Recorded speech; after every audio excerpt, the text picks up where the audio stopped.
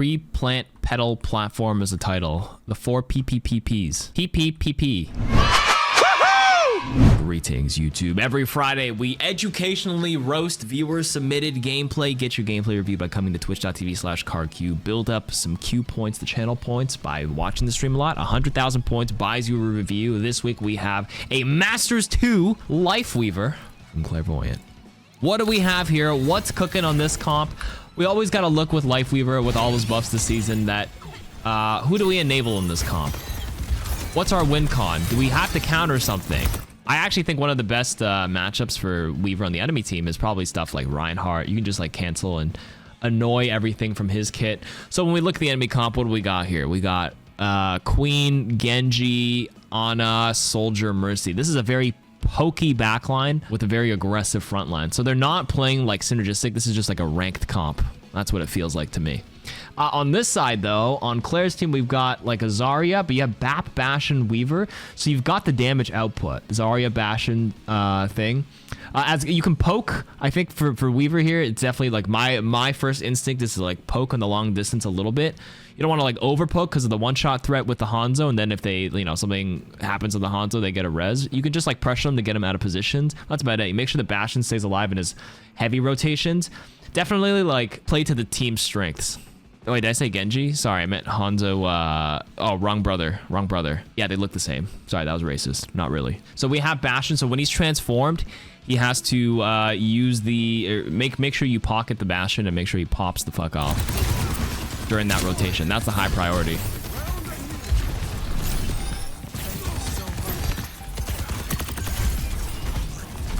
Okay.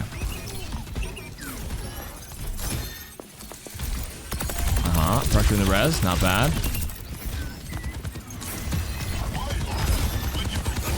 Polito Gaming, thank you for the raid. Bro, cleared the dark humor out of my system. All right, it's out, it's out. The unhingedness is out of me. Okay, yeah, this is just a retreat angle. This is fine. Not much to save from this. Just keep the energy. Keep pocketing, reloading. Oh, that is unfortunate. The what's it called? The Zarya got a little too overzealous there. Okay, there's not much happening here. I'm gonna skip over a little bit. Well, honestly, this entire time that your team's getting picked off, there's honestly not much you can do in a lot of rank settings. People go like, oh, what do I do if my team's not grouping up? This is the strength of their comp. If they get an early lead, they just sit there and just poke with Soldier, Hanzo. If they can get early position, it's...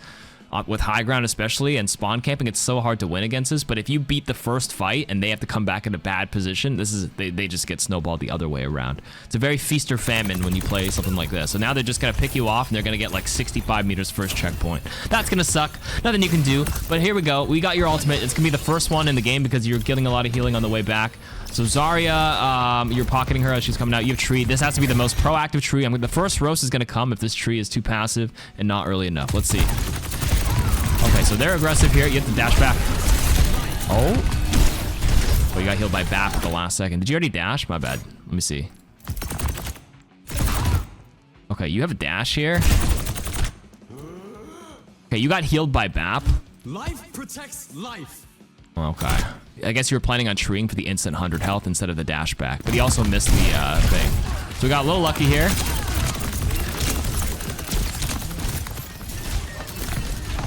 All right, that was the right call though. I think I would have dashed first in panic, of course, and then treat to be a little bit safer. But luckily the BAP had your back. Honestly, not much to say so far. It was a lot of like that was the correct play. The queen got overzealous. Once your Zarya went to the left, their queen jumped to you. That's all you can do in that situation. You dash after the knife to make sure to maintain distance. Yeah, but then also like she was already in axe range.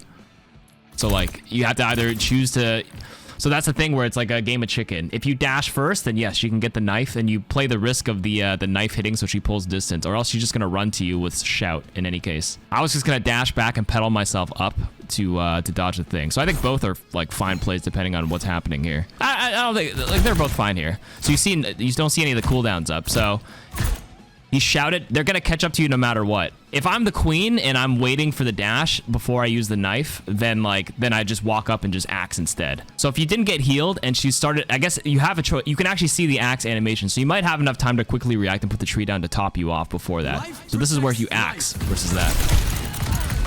So that's like an incredibly risky play in that sense, right? Like, if you think about it, like, that's a smart play. It's a good thing to think about as a life viewer, but then you have to think, a lot of players tend to only think what's the counter to them from their perspective, but you also have to think about it from what they do. They're also you're looking for the bait on the knife. They're looking for you to bait the dash, and then they do it, or else they just use the other ability. It's a game of chicken. It's a classic, like, Zen or Lucio use the ult versus the Sombra. Who does it first? What do you bait out first? So, like, I would have personally, I would have just done right here when I'm near the door. Right here, I backdash and just pedal myself up, and I think about the tree a little bit more. But I don't think the tree was bad there. I think it still worked out in your favor, all things considered. But that was banking on the fact that your BAP had your back there and pumped you just enough for that. Does that make sense? The queen's running at you full force. You have to think about that possibility too. That's just like one of the, you know, the two or three choices she had there. Actually, yeah, I'm gonna reiterate that point for everybody, especially once you get into Diamond and Masters above. Like, learning all the counters and how to play against the matchup is good and a good starting point, but once you get really high up, you really have to think about proper traits and how they're playing as well, rather than how you're playing. Maybe something like Suzu or anything. Yeah, Suzu, Queen Ult, Bubbles, even Reinhardt versus Reinhardt, right? The Rein's like, oh, I'm gonna wait for him to do this thing before I look to shatter, but then because you're waiting so long, it's very risky. Then they get to like walk up and take all this space. You know, you guys ripped some good examples. People are watching this on YouTube later. You can read this. Just remember that. Okay, a little double healing here. It's just mind games. So, oh, I had another point to make. But like, you have to, every game you go into, not everyone's gonna think like this, so you push as much you think you can get away with. That's a skill itself. That's adapting to the relative lobby that you're playing in. For example, I don't smurf, but let's say I hypothetically smurfed in plat. I can play in a position that would never work in, you know, a GM game, but like, they're letting me get away with it, so I'll do it. Try not to build a bad habit, but like, you know, that's the thing when players are stuck in an elo, because they watch a streamer and they see them do XYZ, but that stuff doesn't work in that elo. It's because these players are just taking what the team is giving them. One example I give is like Widowmakers. I don't respect the Widowmakers until they give me a reason to. It can be very punishing sometimes, but sometimes if their Widow is just bad, then yes, I'll peek the Widow, because like, I don't trust they'll make the shot. But if they prove that they can punish me, I'm like, okay, maybe I'll tone it back a bit. So you push and pull a little bit. So like, their queen, like, this is an observation you can make. Their queen was actually pretty smart about like not burning all the cooldowns, waiting for the axe for your leaps, or for your dash as Weaver. So it's something to consider. That's why you don't want to give up after a first team fight. That is some weak mindsets, and it annoys. First unwritten rule of Overwatch: you don't give up after the first fight. If you do, you're weak, absolutely weak. Respecting your Widow enemies too much results in you being too passive. That's true though. Like, there's extremes on both ends. It's also, it goes with anything in life. They say eat fruits, but don't eat, like, you know, a whole bag of raisins like I did once. Like, there's overconsumption. There's too much of anything can be bad. I ate a lot of raisins and I had bubble gut, because that shit does something to your stomach. I'm gonna tell you that.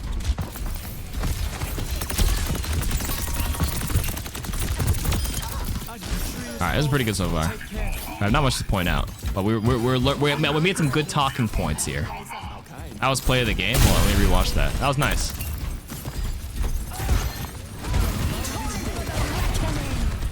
Okay, they had the Queen Ult. Unfortunately, you couldn't rip them out here. Careful of this angle. There are a bunch of low people here. Oh, you heard the fire at will. You just DPS them down. That's good. 1, 2, 3. Keep yourself alive. Kill the Mercy. Pop them off. Finish these last two off. Nice. Good play. That was a good proactive tree. That's a response to it. That's a good use of the tree. So last week in the roast, we had a player that didn't use the tree at all.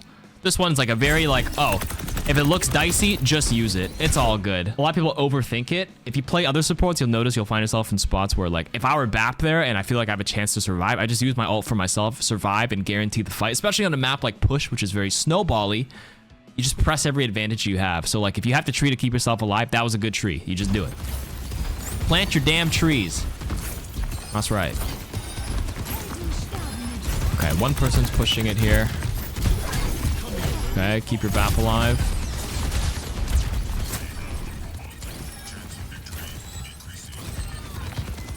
Okay, you could reset. Only other thing I may have considered was like pre-planting a platform earlier in that instance to give somebody an escape, but you ripped out the one person anyways. Like, alternative option is to, like, I drop a platform here to give somebody who on your team can take an angle like that and just get a side angle. Maybe, but Tracer is already here, but that's something to consider. Tracer can actually blink herself up here, but it's not like... I think this was lost no matter what. They came back with a lot of ults because he used a lot last fight, too. Yeah. I mean, right now, yeah, you just poke. Get your tree. I probably wouldn't play here. I've actually been punished here. They can catch up to you here. I would have went up these stairs and just jiggled here.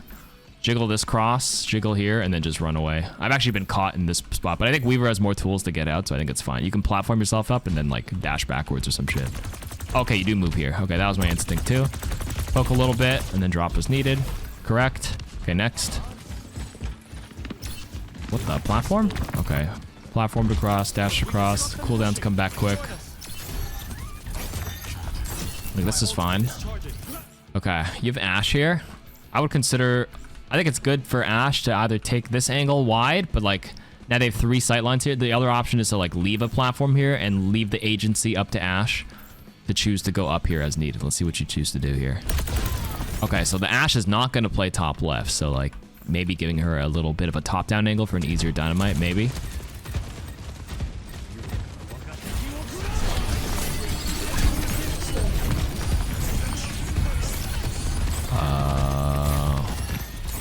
You're gonna dash across to the room to your right.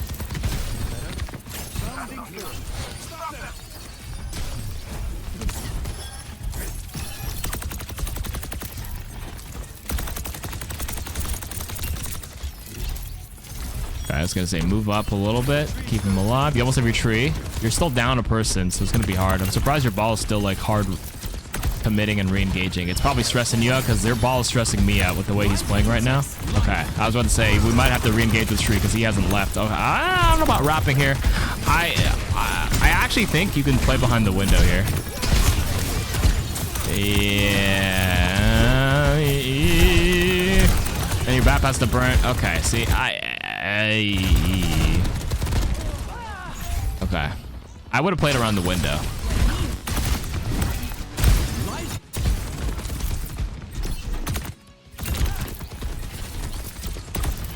That was my instinct here. I saw your instinct might be to play with the tree. I think that tree was good, actually really good.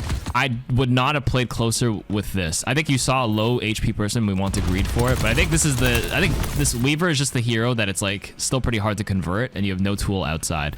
You're banking on this overhealth to win it fully out. I actually would have just played the window here and just spammed this area in hindsight. So that might have been like the first. I just never like walking up in front of Queen. Even though I might be able to convert one, the Queen's probably going to kill me right next because this Queen can just kill me with my giant hitbox as Weaver. And I think this gives you an easier sight line to pressure the Ana. The Ana's going to see these amp shots and she's going to naturally have to retreat or take cover, and that'll force her out versus you having to run circles and chase. I think you just get the double damage and just spam out a choke here. You want to contest the card here, but the ball wasn't. Nah, no, it's okay to not contest this. You want to make sure you win this team fight. That's a higher priority than contesting. So that's probably like the first thing I would not have done. Everything else is like, it's a fine alternative. Like chess. There's like just like another option, something to consider, like how they attack. So like that one, I feel like not like a hard blunder, but one of those like, you know, they give you the question mark. It's like, If they don't see the mistake, then okay, but an inaccuracy. Oh, I get question marks all the time. Oh, kind of give Bob a higher platform angle. I kind of like that, actually. Watch out. Dash to the left. That's good. Keep spamming. Tap's fine. Take high ground, top left. Nice. I like that. You're just cleaning up. Just spam. You get DPS here. Oh, grab dash. Okay. Damn, your HP goes down fast. Your hitbox is still so big.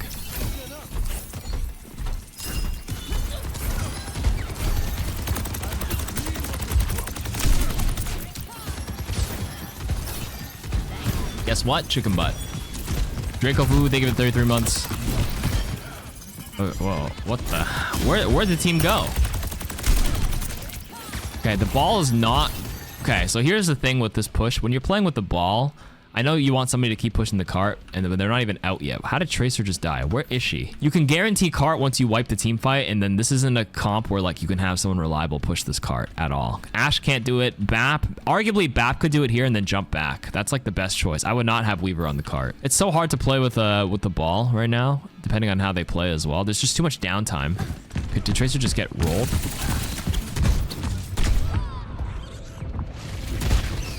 Ouch. Yeah, you're already down to 4v5, so like... Damn, she got one shot.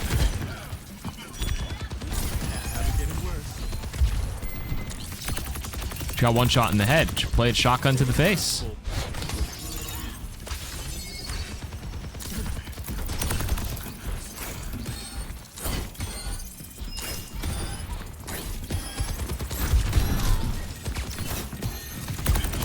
Okay, so here's an example of downtime.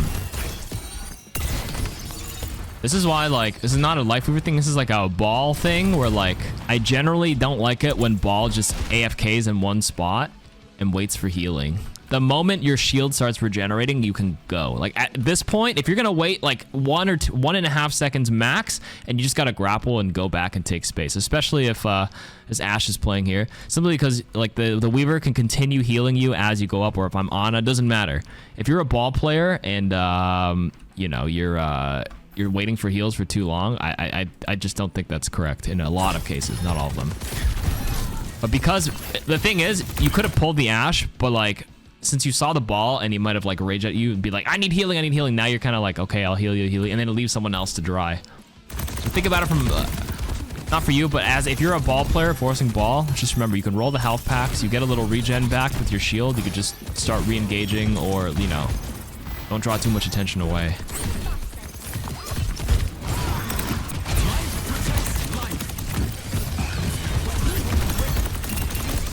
I probably, you know, that tree's okay. I was gonna say, it's not, if you decide to push past the sight line, the center core, like right here, like if you start winning the fight, you lose the tree instantly.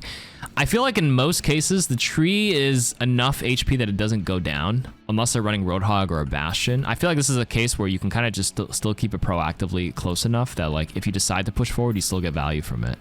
Also, what is happening? Okay. Well, anyways, you had a window here. You get to dump both support ultimates. But I think it was fine to tree there. I think window is more valuable than tree. Tree is a good ult, but I think the BAP window is stronger. It's almost a guaranteed team fight win in a lot of cases. That was good. It's just something to consider. It's a safe tree, but they don't really have the comp to expend to waste it. Cass is not going to shoot the tree. Maybe Soldier. Winston's not going to, or sorry, Ana's not. If Queen was shooting the tree, that's a waste. If they don't have Bastion, Zen, or like a BAP window active where they can, or a Roadhog to burn down the tree, I think it's totally fine to just put a proactive tree close up. So like, if the team fight moves in any case, there's a higher chance to continue getting value versus the defensive one behind cover. Is that one to stop the platforms? You do an escape path, so it's half platforms. That's fine. Platform's such a... I think platform now with the cooldown buff is like easily used to just put it down. It's just so quick now, 8 seconds or 10 seconds or whatever. It's fine to just have because you can just put it up again. It's just there just in case. And I think that's a good habit to get into, so that's fine. It's an escape path. For those who don't know any Lifeweaver mechanics, basically the reason why they put the platform down here is if they get chased by someone and they step on the platform and they keep walking, The platform will go halfway up, and it'll block a lot of people from walking forward or chasing right away if they're a little slow. Fan the hammer, roll fan the hammer is half the tree's health, but there's no way in hell the caster's doing that in that team fight. Especially when there's an active enemies in front. It's like 0% chance, or else they lose the fight instantly. Honestly, you would welcome that if they do it. You should do that. Then it gives you a better reason to use a tree. If you remember how I say you can adapt to the game? If their cast is doing shit like that mid-team fight, then just give him the tree. Just give him the bait. And then you reel him in.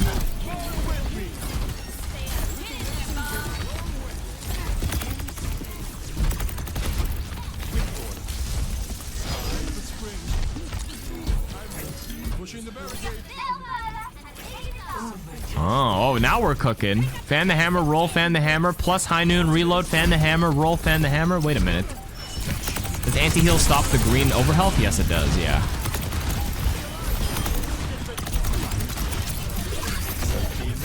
Okay, hold on. Let's dissect this one. This is probably the last team fight of the game here. Hold up. Okay, hold on. Okay, you killed their Ana.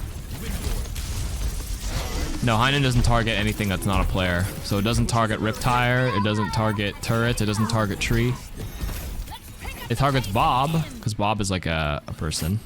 Like acts as a player. You can nano Bob. Okay, so they have a flank visor. So you're cutting left, dashing back to break line of sight. Good, you've lamped anyways. Drop mines, you're in it. Now you're getting split from 2 angles here. Yeah, I was gonna say, you can look at the Mercy for a second, but like I wouldn't stand there and try to force her too hard. Tree.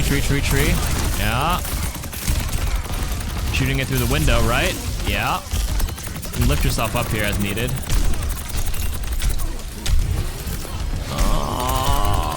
Or lift him up. Well, okay, a little slow on that. I probably would have done that earlier, but I think it just works out here.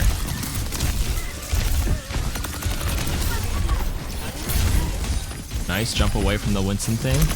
Finish him off. We can win if we stay on the robot.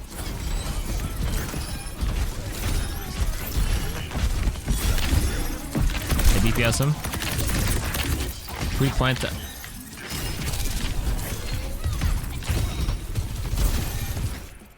Oh, nice win.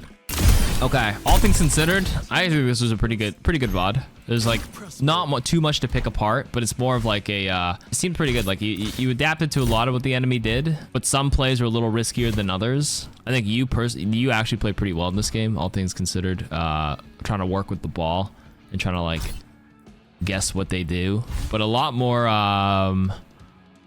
whatchamacallit. You could pre-plant a little bit of more platforms, especially if there's a lot of downtime in between where you know for sure you're not going to need it before they engage. Mistime jump. Yeah, when Winston has his leap onto you, dash at the last second so he boops you so you create enough distance between it. That's good. The trees were fine. Like you're proactively using them. I think there's one where I was like, maybe it's a little too passive, probably a little bit more aggressive, where you know in the comp like that they're not going to break it. I think Weaver is a lot more finesse than other heroes, more than anything, and recognizing what the win cons are, how to like maximize your tempo and how to enable the ones that need to be enabled. But that was pretty good. Pre-plant pedal platform is the title. The 4 PPPPs. PPPP.